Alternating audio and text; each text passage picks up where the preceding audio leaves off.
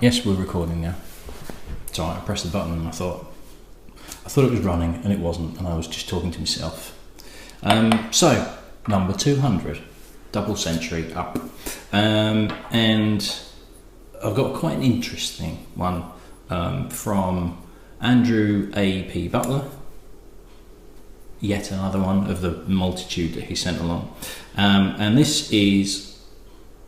Might be able to see he's actually printed off the label there, but this is what the bottle looks like. This is Loch Ness. Now there isn't a distillery at Loch Ness, and Loch Ness is here in relation to the whole of Scotland, and you no doubt will have heard of the Loch Ness Monster, which was it's basically a legend that's been going since 1933, where somebody claimed to have seen a monster in the water, which was then exacerbated by photographic evidence of this monster. Particularly, this is probably the most famous picture of the Loch Ness Monster, which was taken by it was originally known as the surgeon's photograph. It was printed by the Daily Mail in 1934, and the reason they called it the surgeon's photograph was that supposedly the person who'd taken the picture, who's a gentleman called Robert Wilson, was a gynaecologist in London, and he didn't want any association with the picture. He didn't want it known that he'd taken it.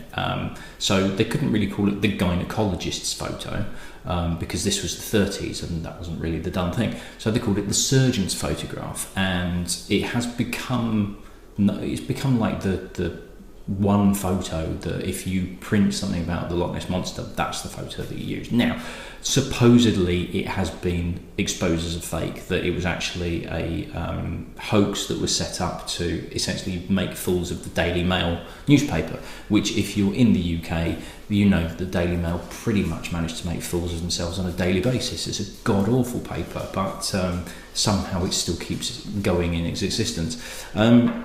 So this Loch Ness, massive tourist attraction, loads of people trying to find the monster, lots of photographic evidence through the years. Apparently Google Map was showing it, but that might have been a boat. Apple Maps supposedly had a high resolution photo of something in the water. Who knows? Supposedly it's a family of plesiosaurs that live under the water. But it's good tourist attraction, brings lots of people to the area. I'm sure there was a film with Ted Danson in about 10 years ago that came out. Not seen it, looked absolutely awful. And it also produced this whisky. Now, no distillery. So this is, according to the Whisky Exchange, this is an unnamed Highland distillery.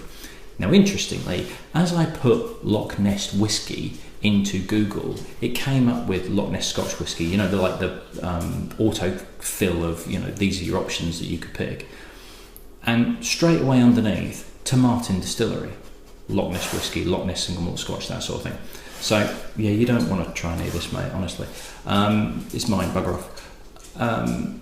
So it was like, okay, is Google trying to give me some kind of hint as to where this is? Now, here's a close-up of the map of where Loch Ness is compared to where the Martin Distillery is, and you'll see not that far away. So there's a very, very, very good chance that this is actually Martin.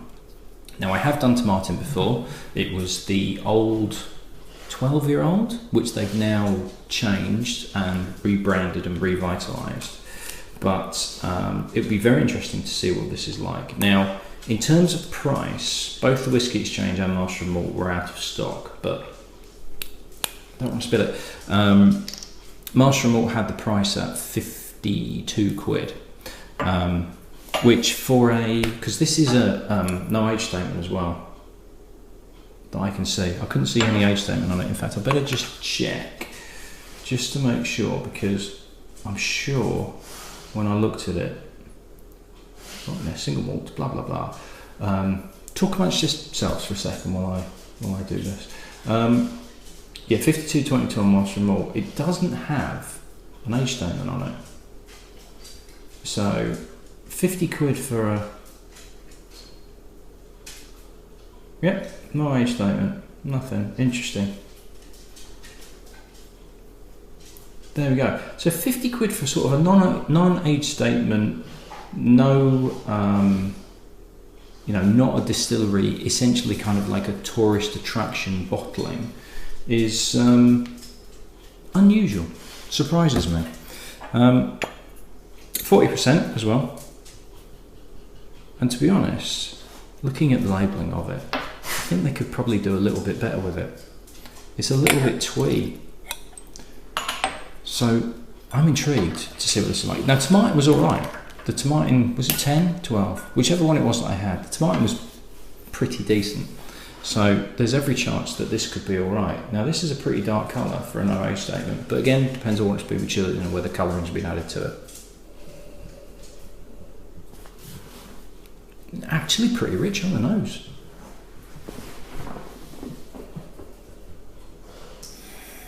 There's a slight... It smells a little bit like a cigar that has yet to be smoked. There's a slightly... It's like a cigar that hasn't been smoked yet and has just dried out a little bit. It's still smokable, but it's just dried out a touch. And there's a little bit of maltiness to it, a little bit of Ovaltine, and a slight touch of mint as well. Not actually that bad on the nose.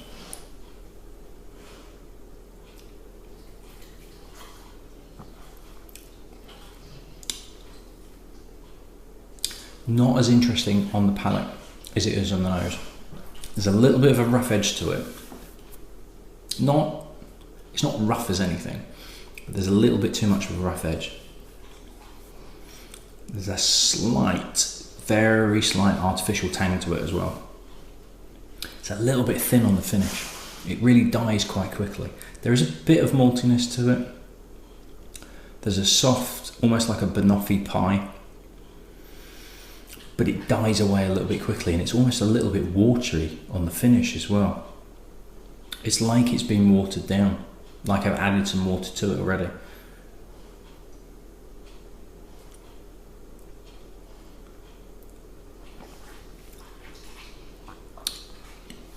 It's serviceable. It's an okay whiskey. It's almost exactly what I would expect from a whiskey that is being made for a tourist attraction that you buy in a gift shop. And you've been to Loch Ness, you've wandered around, you've seen the attractions, you've seen the museums, and you go into the gift shop and it's, oh, they've got Loch Ness whiskey. Oh yeah, we'll get a bottle of that, you know, as a memento type thing. And you eventually get around to drinking it, and it's just it's an okay Scotch. It's, you know, it's got a bit of an edge to it. It's got a bit of a kick to it. It's got some maltiness to it. There is a sherried element to it. You know, there is a sweetness to it. It's a little bit cloying. And then it disappears and you get on with your life. And it's, yeah. And Tomatin was better than that.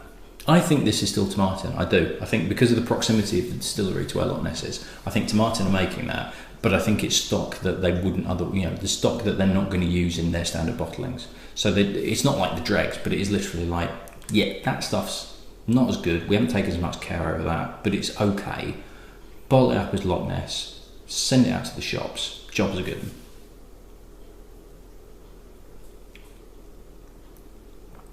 Wouldn't pay 50 quid for it though. Especially not having just had the Loch Lomond, which is half the price. And is also an OH statement.